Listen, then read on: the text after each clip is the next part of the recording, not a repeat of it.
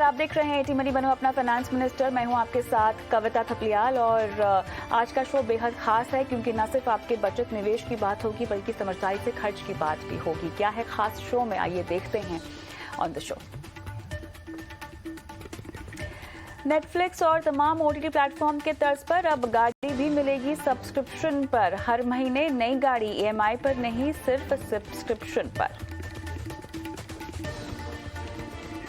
Electric vehicle के लिए insurance लेते वक्त किन बातों का रखें ख्याल। इलेक्ट्रिक व्हीकल की इंश्योरेंस पॉलिसी की कीमतें बढ़ी, साथ ही आए नए फीचर्स। डीमैट खाता धारक की मृत्यु के बाद कैसे ट्रांसफर हो सिक्योरिटी। नॉमिनी नहीं होने की सूरत में कैसे ट्रांसफर करे डीमैट खाते का पैसा।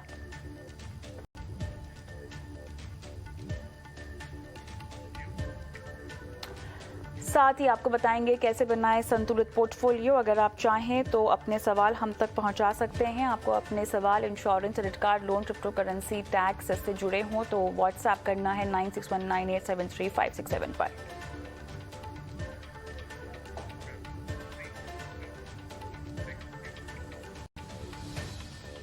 चलिए, जिसे हर महीने अलग अलग कार चलाने का शौक है उसके लिए एक अच्छी खबर है। माइल्स यहाँ पर बहुत सारे ऐसे प्लेटफॉर्म्स हैं जिन्होंने गाड़ियों को सब्सक्रिप्शन पर देना शुरू कर दिया है। यहाँ पर अलग अलग तरह के कार प्लेटफॉर्म्स हैं और इतना ही नहीं, अलग अलग तरह की जो कार मैन्युफैक्चरर्स हैं उन्होंने भी सब्सक्रिप्शन बेस्ड मॉडल जो है वो बाजार में उतार दिया है। 11,000 से लेके 50,000 रुपये तक के सब्सक्रिप्शन फीस पर आपको ये गाड़ियाँ जो हैं वो मिलती हैं। लेकिन ये होता कैसे है? क्या ईएमआई से बेहतर है गाड़ी को सब्सक्रिप्शन मॉडल के तहत लेना हर महीने क्योंकि आपको नई गाड़ी मिल सकती है? कितना किफ़ायती है ये जरिया और किस तरह से कामकाज होता है, चलिए ये समझते हैं। और हमारे साथ इसके लिए खास मेहमान भी जुड़ गए हैं। हमारे साथ ऑटो एक्सपर्ट अवीक चट्टोपाध्याय इस पर विस्तार से बात करने के लिए जुड़ गए हैं।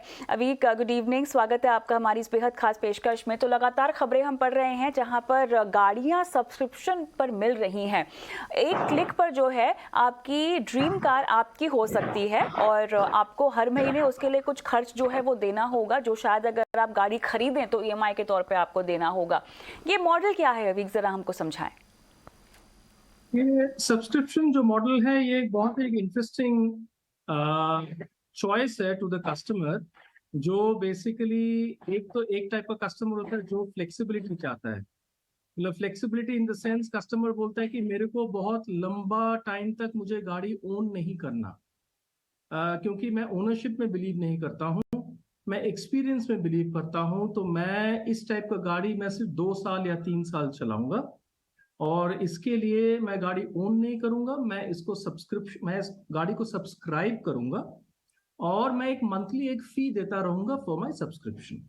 तो एक तो है which is slightly extended ownership और extended let's say usages. Ownership तो है नहीं, यूजेज। दूसरा है जैसे आपने बोला कि मेरे पास कोई गाड़ी नहीं है, I do not own any vehicle and I do not also plan to own a vehicle even for 12 months or 24 months. वहां पर मैं क्या करता हूं, मैं I go to services like Miles हो गया या Zoom कार हो गया, जो भी हो गया, मैं बोलता हूं कि मुझे 1 महीने के लिए गाड़ी चाहिए या फिर मुझे सिर्फ 1 हफ्ते के लिए गाड़ी चाहिए। ओके। और उसके लिए पे पर यूज, तो मैं जितना उसको यूज करता हूं उतना मैं उसको पे करूंगा। अच्छा, ये है सब्सक्रिप्शन मॉडल। तो आपने यहाँ पे कहा कि ये पे पर यूज़ है और इसके लिए आपको हफ्ते की रिक्वायरमेंट हो या महीने की रिक्वायरमेंट हो, उसके तहत आपको गाड़ी मिल जाएगी। तो जिस तरह के कार प्लेटफॉर्म्स हम देखते आए हैं, क्या ये उसी तरह के प्लेटफॉर्म्स की यहाँ बात हो रही है कि लॉन्गर ड्यूरेशन के इस्तेमाल के लिए भी आपको गाड़ियाँ मिल सकती हैं? अगर मुझे गाड़ी खरीदनी नहीं है, अगर मैं ट्रैवल जॉब्स में हूँ, तो मेरे लिए क्या ये विकल्प गाड़ी खरीदने के मुकाबले ज़्यादा अच्छा है अभी? देखिए, ओवर द जनरेशंस हमारी जो एस्पिरेशंस हैं, हमारे जो सिंबल्स ऑफ अचीवमेंट या स्टेटस है वो भी बदलती रही हैं। जैसे आजकल की जो जनरेशन है जो कि मेरे से बहुत यंग है, वो जनरेशन बिलीव नहीं करती कि मुझे घर खरीदना है या फिर मुझे गाड़ी खरीदना है। ठीक है, तो जैसे लोग घर आजकल खरीदते नहीं है, वो कहते हैं कि it is much easier to live in a rented house than आप एक हाउसिंग लोन ले और उसके ऊपर आप एक ईएमआई पे करें, क्योंकि आप देखेंगे कि आपको जितने का घर आपको रेंट पे मिल जाएगा, it is much lower than the EMI. It makes much more financial sense for today's generation. Today's क्यों, मैं बोलता हूँ कोई भी जनरेशन. सिमिलरली गाड़ी के मामले में भी ऐसे ही हो रहा है धीरे धीरे, जिससे कि यंग जनरेशन सोचती है कि मेरी एक ट्रांसफरेबल जॉब है, या फिर मैं एक एक्सपैट हूँ, मैं इस कंट्री में आया हूँ, मेरी यहाँ पे सिर्फ 2 साल की मेरी ड्यूरेशन है मेरे असाइनमेंट की, तो मैं गाड़ी क्यों खरीदूं. मैं जाऊंगा गाड़ी वाले के पास, जैसे कि अगर मुझे मारुति चाहिए तो मैं मारुति सुजुकी के पास जाऊंगा और बोलूंगा कि मुझे आप ग्रैंड विटारा दीजिए, लेकिन मैं सिर्फ 2 साल का सब्सक्रिप्शन मॉडल पे मैं ऑप्ट करूंगा. उसमें क्या होगा कि गाड़ी तो हालांकि मारुति सुजुकी की होगी, लेकिन 2 साल मेरे साथ वो असाइंड रहेगी वो गाड़ी, और मैं उसके लिए एक मंथली एक फी पे करूंगा. और अगर मैं देखूं 2 साल बाद मैं ट्रांसफर हो जाता हूं तो मेरी कोई एसेट नहीं है, वो मेरा एक एक्सपेंस है जो मेरे को वैसे भी होता. अगर मैं एक गाड़ी खरीदता तो मैं एक ईएमआई पे करता. It may be just slightly more than the EMI जो मैं पे करता, लेकिन इन द लॉन्ग रन मतलब उस 2 साल बाद जब मैं अपना सब्सक्रिप्शन एंड करता हूं तो मेरा कोई एसेट नहीं है, मेरे को गाड़ी को बेचने की जरूरत नहीं है. मेरे को इसका कितना रीसेल वैल्यू होगा, इसकी कितनी डेप्रिसिएशन हुई, कोई सरदर्द नहीं है. तो अभी एक चीज मुझे समझनी है, सब्सक्रिप्शन मॉडल और लीज मॉडल ये दो अलग अलग तरह के मॉडल होते हैं क्या, कि ये एक जैसे ही हैं? देखिए, सब्सक्रिप्शन जो है अगर आप कॉर्पोरेट हो तो वो टिपिकली उसको लीजिंग बोलते हैं. अच्छा. और अगर इंडिविजुअल हो तो आप उसको सब्सक्रिप्शन बोलते हो. अच्छा. तो ये लीजिंग सुनने में शायद जरा अटपटा सा लगता है, तो सब्सक्रिप्शन सुनने में अच्छा लगता है. ये बताएं कि हम कौन कौन सी गाड़ियों की बात कर रहे हैं. मान लीजिए मुझे हर महीने नई गाड़ी का इस्तेमाल करना है, खरीदनी नहीं है पर मेरे डेली यूज़ के लिए गाड़ी चाहिए, तो बेसिक से बेसिक मॉडल से मैं हाई एंड से हाई एंड मॉडल तक क्या हर महीने बदल सकती हूँ?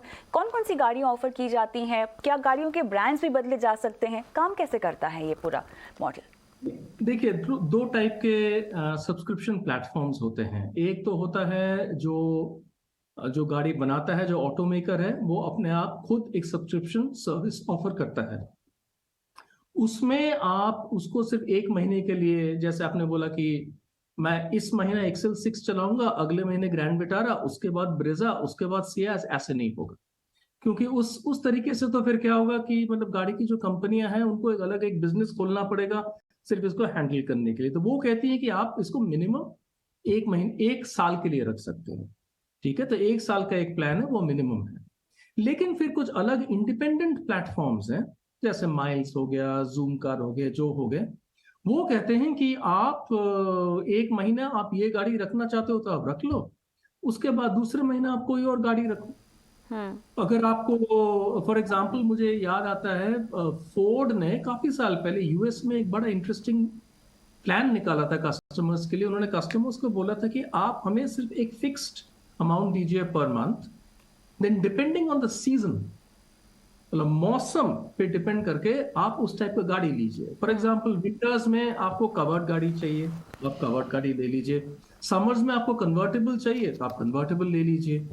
तो ऐसी फ्लेक्सिबिलिटी होती है इंडिपेंडेंट प्लेटफॉर्म्स में. लेकिन जो गाड़ी जो बनाते हैं, जैसे मर्सिडीज बेंज हो गया, या ऑडी हो गई, या मारुति, या ह्यूंडई, वो टिपिकली चाहते हैं कि उनके बिजनेस इंटरेस्ट में कि आप गाड़ी को एटलीस्ट 1 साल रखें. तो अभी आप मुझे ये बताएं, मैं थोड़ा सा कॉस्ट इफेक्टिव क्या है ये समझना चाहती हूँ आपसे. ईएमआई मतलब एक गाड़ी खरीदने को लेके जो खर्चे होते हैं, डाउन पेमेंट से लेके ईएमआई से लेके बाकी तमाम चीज़ें, और अगर आपने सब्सक्रिप्शन पर गाड़ी ली है, कितना किफ़ायती है, कौन सा रूट बेहतर होगा? मान लीजिए किसी को अगर कंसिडर करना हो, तुलना करनी हो, तो किस बेसिस पे तुलना करनी चाहिए और क्या कम बैठेगा? देखिए, सबसे पहला डिफरेंशिएटर है माइंडसेट. राइट. एक माइंडसेट है ओनरशिप का. मतलब आज भी लोग मकान खरीदते हैं, आज भी लोग जमीन खरीदते हैं. ठीक है, उसी तरीके से जिनका वो माइंडसेट है कि मैं एसेट तैयार करना चाहता हूं, उसी माइंडसेट से आप गाड़ी या स्कूटर या जो भी आप खरीदेंगे. अब एक दूसरा माइंडसेट है जो प्राइमरीली एक यंगर जनरेशन का माइंडसेट है कि मैं एसेट्स खरीदना नहीं चाहता हूं, क्योंकि ज्यादातर एसेट्स डिप्रिशिएट करती हैं। रियल एस्टेट डिप्रिशिएट करता है, रियल एस्टेट में वैसा कोई स्टेबिलिटी तो है नहीं, और गाड़ियां तो डिप्रिशिएट करेंगी ही। तो for me ownership is not important, मेरे लिए एक्सपीरियंस इंपॉर्टेंट है। तो सबसे पहला डिफरेंस तो है ये माइंडसेट का है। मतलब अगर आप आज से 20 साल पीछे जाएं, अगर आप 2000 में जाएं, तो वहां पे ऐसा सोचना कि मैं गाड़ी खरीदूंगा नहीं, लेकिन मैं सिर्फ इस्तेमाल करूंगा और एक्सपीरियंस करूंगा, ये कोई भी आपको बोलता कि आप क्या बेफजूल बात कर रहे हैं, ऐसा हो ही नहीं सकता। क्योंकि उस टाइम पे गाड़ी ओन करना, घर ओन करना, ये सारे थे हमारे सिंबल्स ऑफ स्टेटस, हमारे सिंबल्स ऑफ सक्सेस। आज के जनरेशन के लिए, आगे आने वाली जनरेशन के लिए, उनके सिंबल्स ऑफ स्टेटस और सक्सेस अलग हैं। फॉर एग्जाम्पल, वो कहेंगे कि मैं ये पैसे बचा के मैं साल में 2 बार मैं यूरोप में हॉलिडे करूंगा, या फिर मैं एडवेंचर पे चला जाऊंगा, या फिर मैं ट्रैक पे चला जाऊंगा, या फिर मैं एवरेस्ट का बेस कैंप करूंगा, क्योंकि उसका भी एक खर्चा होता है।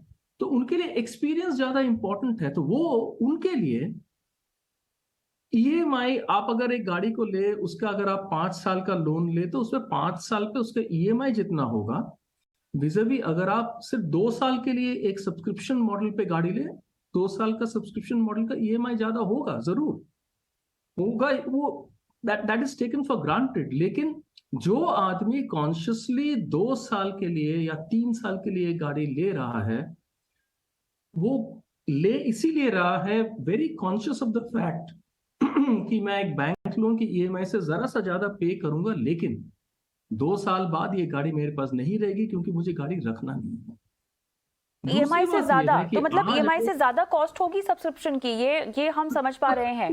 देखिए, क्योंकि क्या है कि बिकॉज सब्सक्रिप्शन में एक बड़ा इंपॉर्टेंट फैक्टर है कि मेंटेनेंस जो है वो कंपनी की। अच्छा, हाँ, वो मुझे ये जानना था आपसे, क्या क्या कवर होता है वैसे? तो सब्सक्रिप्शन में टिपिकली द कंपनी और the subscriber takes care of all the maintenance. अच्छा, the user pays, obviously यूजर के अपने जो खर्चे, फॉर एग्जांपल फ्यूल का खर्चा वो यूजर लेता है, ओके। लेकिन बाकी और कोई व्हीकल के अपकीप, व्हीकल का मेंटेनेंस का कोई खर्चा यूजर नहीं लेता। ओके। तो इसको कवर करने के लिए, इसमें भी एक रिस्क है, फॉर एग्जांपल, तो इसी को कवर करने के लिए सब्सक्रिप्शन का जो ईएमआई है वो हाई होगा कंपेयर टू आपका एक व्हीकल लोन की ईएमआई के अगेंस्ट। दूसरी जो बहुत इंपॉर्टेंट बात है वो है कि आज अगर मैं सोचिए, मैं एक मारुति सीएस चलाता हूं और मेरा टिपिकल बजट है 15 लाख से 20 लाख रुपए। मैं सोचता हूं कि 15 लाख से 20 लाख रुपए में क्या क्या गाड़ियां आती हैं। सडनली मैं देखता हूं कि मर्सिडीज बेंज या ऑडी या बीएमडब्ल्यू एक सब्सक्रिप्शन प्लान दे रही है। वो बोल रही है कि 3 साल के लिए या 4 साल के लिए, 3 साल के लिए सोचिए आप जीएलए ले लो, मर्सिडीज जीएलए ले लो, आपको 20 लाख पड़ेगा, जो अदरवाइज आपको 40, 45, 50 लाख रुपए पड़ेंगे। और मैं सोचता हूं कि ये तो बड़ा एक इंटरेस्टिंग अपॉर्चुनिटी है मेरे लिए टू अपग्रेड। जो एक्सपीरियंस मैं in a straightforward manner, in a conventional manner कभी नहीं ले पाता, वो एक्सपीरियंस आज मैं ले सकता हूं, क्योंकि सब्सक्रिप्शन मॉडल मेरे को ये फ्लेक्सिबिलिटी देती है। और ये बहुत इंपॉर्टेंट है। तो एक तो है एकदम प्रीमियम सेगमेंट पे आप जा सकते हो। दूसरा है, आज मेरे पास 2 व्हीलर है, मैं चाहता हूं कि मैं एक 4 व्हीलर खरीदूं, लेकिन मैं फिलहाल उसको अफोर्ड नहीं कर पा रहा हूं। लेकिन मैं फिर भी 1 साल के लिए या 2 साल के लिए मैं एक 4 व्हीलर ले सकता हूं, और उस एक्सपीरियंस के बदौलत फिर मैं जाके एक 4 व्हीलर, अगर चाहे तो मैं एक 4 व्हीलर ओन भी कर सकता हूं। तो ये दोनों एंड पे अपग्रेडेशन में हेल्प करता है। एक तो प्रीमियम एंड पे, और दूसरा है एकदम एंट्री लेवल पे। इसीलिए मारुति जैसे कंपनी ने एंट्री लेवल पे अपने गाड़ी को सब्सक्रिप्शन पे रखा है, बिकॉज अगर व्हीकल पेनिट्रेशन बढ़ाना है इस देश में, और फिलहाल अगर एक लिक्विडिटी या फाइनेंशियल क्रंच है, कंस्ट्रेंट है आम जनता में, तो सब्सक्रिप्शन मॉडल आपको एटलीस्ट हेल्प करता है एक्सपीरियंस करने के लिए।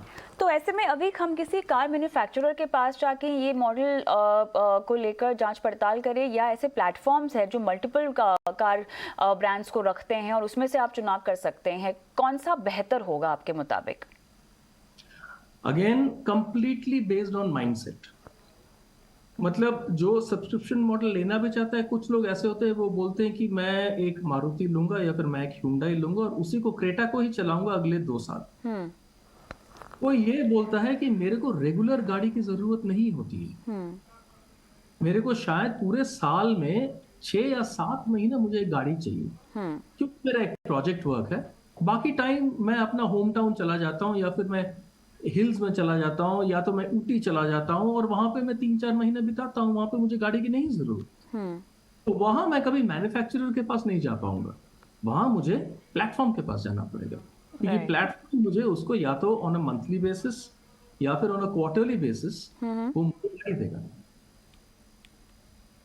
चलिए, तो यहाँ पर आपकी सुविधा के अनुसार आपके पास विकल्प है, आप चाहें तो गाड़ी खरीद भी सकते हैं, लेकिन अगर